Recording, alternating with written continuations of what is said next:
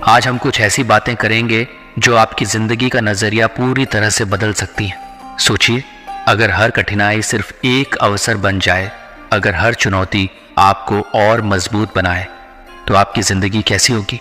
क्या आप जानते हैं, भगवान ने हर इंसान के लिए खास योजना बनाई है और वो कभी किसी को निराश नहीं करते। बस जरूरत है उस विश्वास को जगाने की, उस भरोसे को समझने की। तो अंत तक इस वीडियो को ध्यान से देखें, क्योंकि शायद ये कुछ बातें आपके दिल को छू जाएं, आपकी आत्मा को शांति दें और आपके मन में नया आत्मविश्वास भर दें। श्री कृष्ण कहते हैं, विनम्रता को अपनाओ और समझो कि इस जीवन में कुछ भी स्थायी नहीं है। ये संसार एक यात्रा है जहां हमें अपने कर्मों के साथ आगे बढ़ना है। जो बीत गया उसे जाने दो और जो आना है उसके लिए तैयार रहो।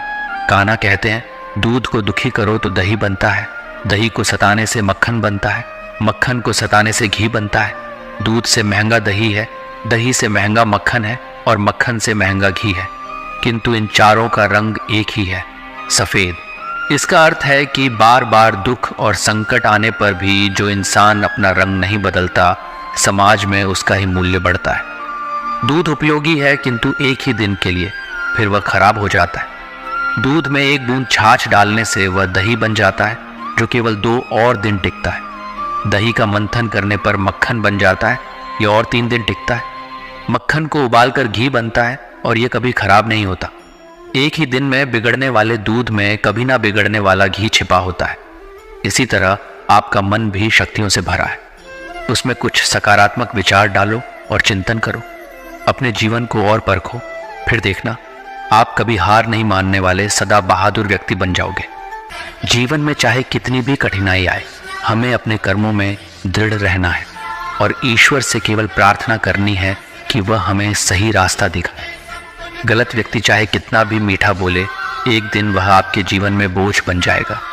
वहीं सही व्यक्ति चाहे जितना भी कड़वा बोले, अंत में औषधि बनकर आपके लिए फायदेमंद साबित होगा।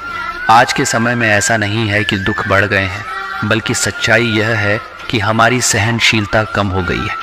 समय तो हमेशा वही रहता है और ये ज़रूर दिखा देता है कि किसके कितने और कैसे चेहरे होते हैं।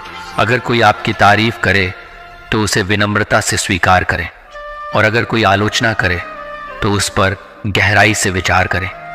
जब बरसात होती है तो वह हमें यह संदेश दे जाती है कि चाहे गर्मी कितनी भी हो, वह हमेशा के लिए नहीं रहती। जीवन में बिना फायदे की मदद करना, बिना स्वार्थ के लोगों से मिलना और बिना दिखावे के जीना सीखें।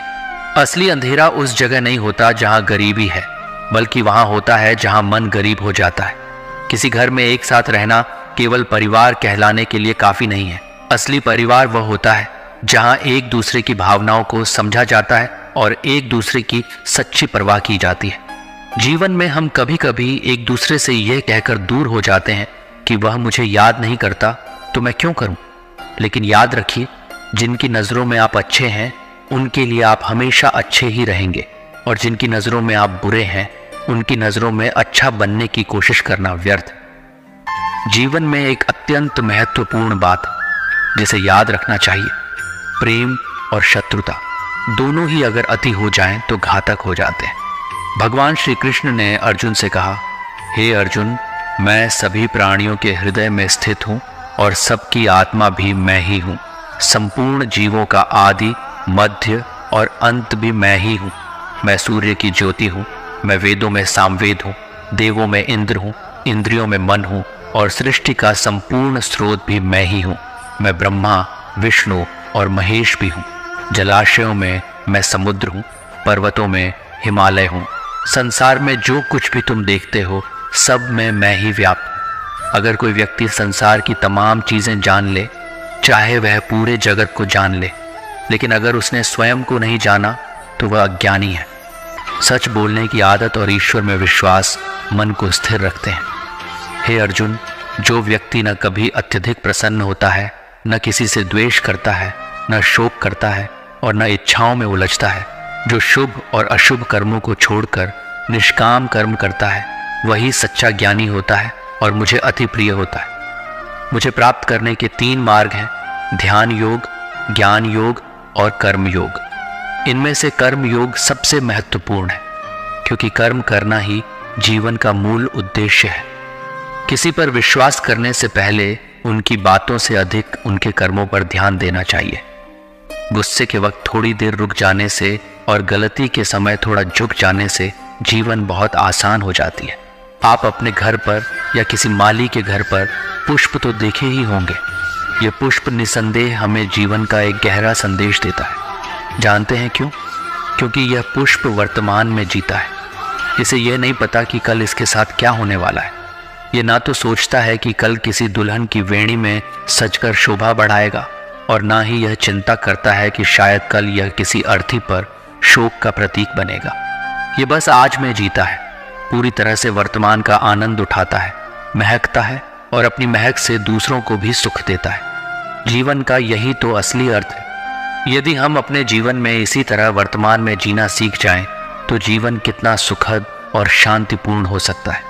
जब तक हम बीते हुए कल की चिंता में डूबे रहेंगे या आने वाले कल के बारे में सोचकर व्याकुल होते रहेंगे, हम अपने आज का आनंद खोते रहेंगे। इसलिए जीवन का असली मंत्र यही है कि न तो जीवन की चिंता करो और न ही मृत्यु का भय। सुखी जीवन का एकमात्र मूल मंत्र यही है कि जो कुछ भी आपके पास है, जो भी वर्तमान में है, उसी का आनंद लो। इसी क्षण में जियो, इसी पल को महसूस करो, क्योंकि यही आपके जीवन का सत्य है। बीता हुआ कल सिर्फ स्मृति है और आने वाला कल अनिश्चितता है, लेकिन जो आपके पास अभी है वह आपका वास्तविक जीवन है। इसी में आपकी खुशियों का खजाना छिपा हुआ है।